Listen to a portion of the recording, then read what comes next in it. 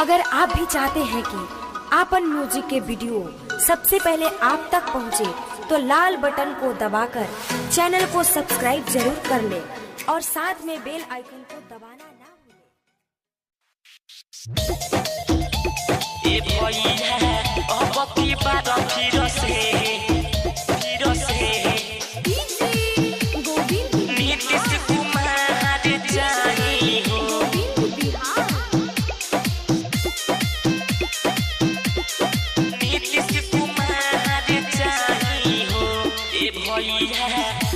की बात फिर से नीतीश कुमार चाहिए हो।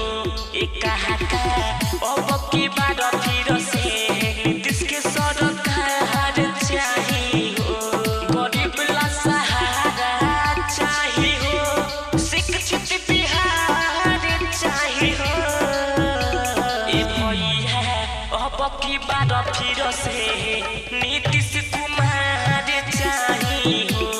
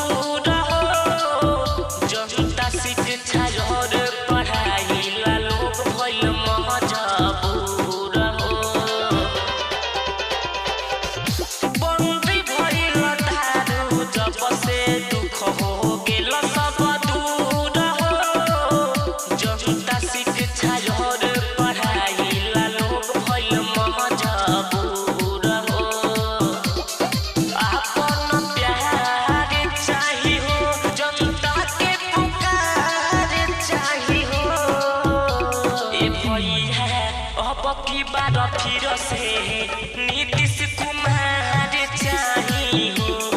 कहा अब की बात फिर से नीतीश के सरकार चाहिए हो।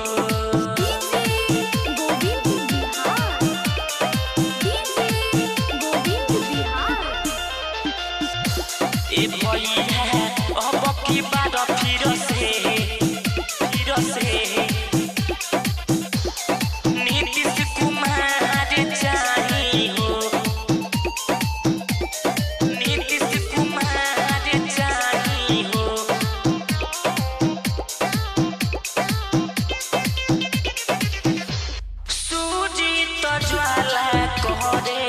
सबसे रंजन को ये सबसे सीएम बारे बेस्ट हो। सुजीत ज्वाला कहरे सबसे